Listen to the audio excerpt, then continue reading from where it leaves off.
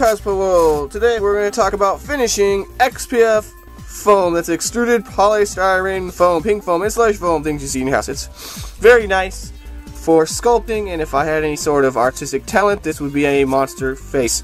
Otherwise, it's some weird BS. Anyhow, I might sound a little weird if you're familiar with my videos. That's because I am wearing a mask. As I do not want respiratory issues, I'm going to be doing this with a mask on. I'm going to be collecting these little bits of scrap as quickly as possible as soon as I'm done with this video. As, yeah, I don't want those floating around my house. I vacuum those up with a shop vac as best I can, and quickly get them out of the apartment.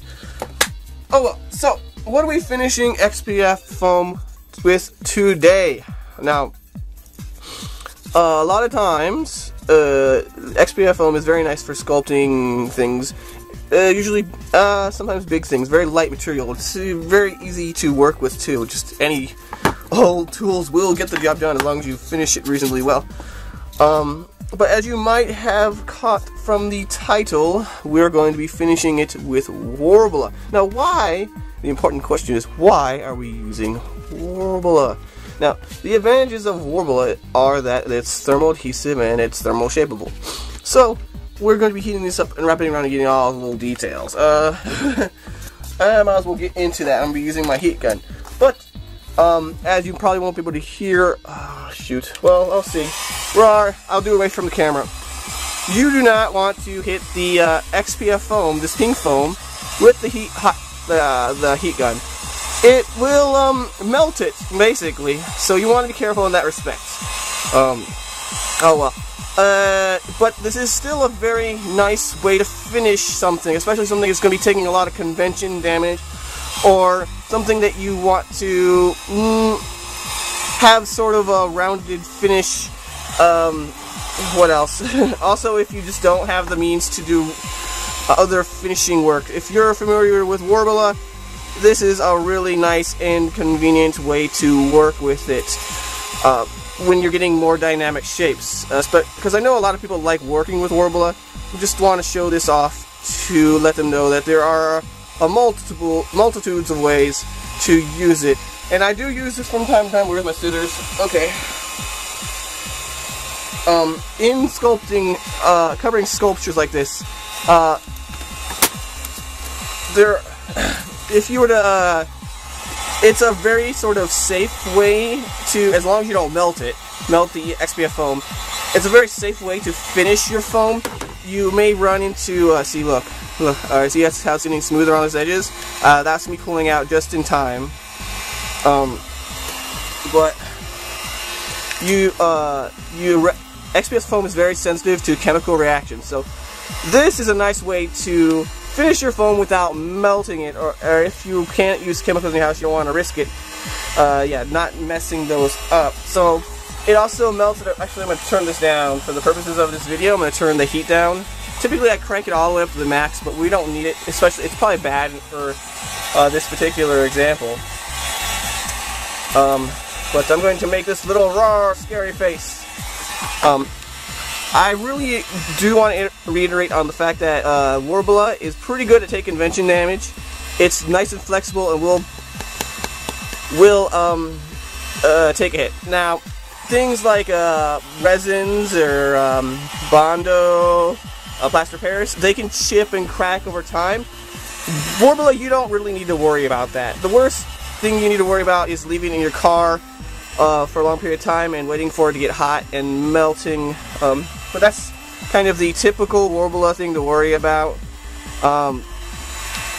And wow, this thing is not looking like a scary monster face anymore.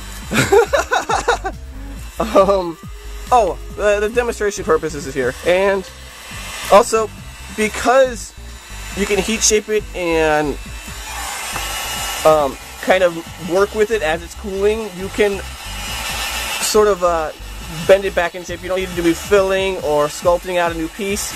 If you make minor imperfections, you don't really need to go in and fix it. You can fill it in with Warbla and fix it and sculpt it in the way that you would with Warbla normally.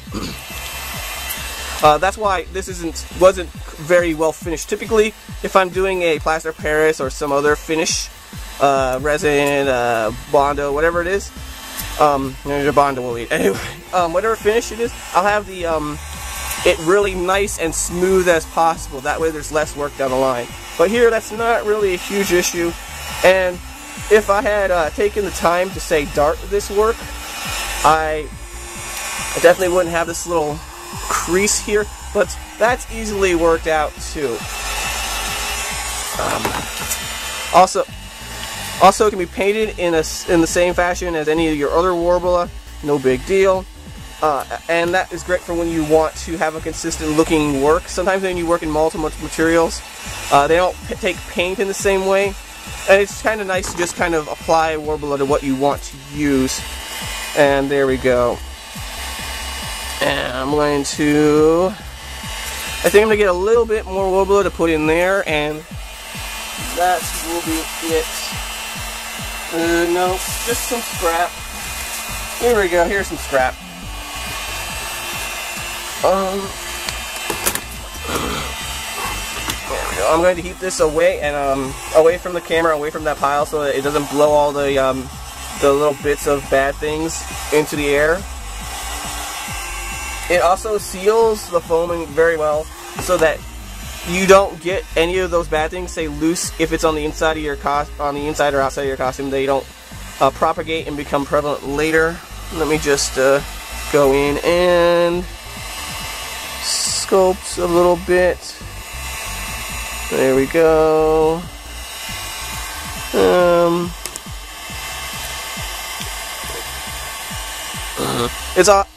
And all of the general kind of rules with Warbla apply here, where you can add details and flourishes relatively easy to the base work. So if you have a base shape, you can then add those details on later, rather than if you were working in foam and resin, you'd have to glue those on initially, or you'd have to find some very strong way of mounting it. Otherwise, it could those details could break off fairly easily with other finishing materials. Now, this is kind of an expensive choice, and maybe you get more of an organic look with a lot of this, but given some time and patience, it will serve you very well. I use it a lot of times on details that I want to sculpt out, but I don't have the patience to resin cast or anything like that. It's just much quicker and easier to use Warbla over XPS foam. And if I've got the scrap material on hand, I may as well use it, even if it's not the most cost-effective choice. It still will take a beating, so I don't need to worry about that down the line. And I don't ever really need to worry about fixing or replacing a part that's made out of Warbla. I just need to be careful not to leave it in the sun. Oh well, I hope I am reasonably, with my heat gun going and my mask on. I may not be the most easy to understand right now at this particular time, but I hope you guys get the gist of it. And even though I did kind of a crappy... Man, this thing does not look like a face anymore. Okay, I swear to you, it was supposed to be a face. Anyway. I hope you guys enjoyed the little short video here. It sticks on. It gets into all those little nice little burrs and things like that. So finishing it really, really well is kind of to your detriment in a lot of cases. Or in this particular materials bonding case.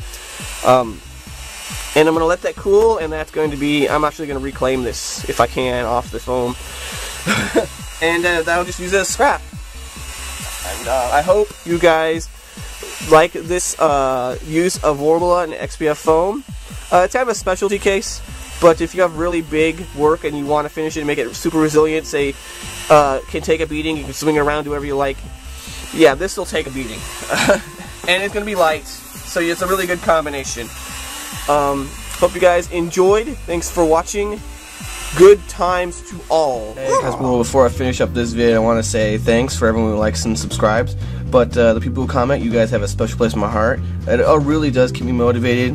I don't know, I do try to talk to you a one-on-one, but maybe someday I'll have enough questions and so on to do like a regular Monday Q&A session like I used to. But for now, I just try and spread the information and love I have for all you cosplayers out there.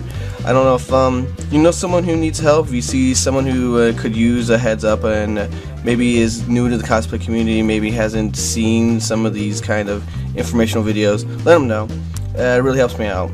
I'm gonna go make more vids, have some fun, make some stuff, do cosplay things.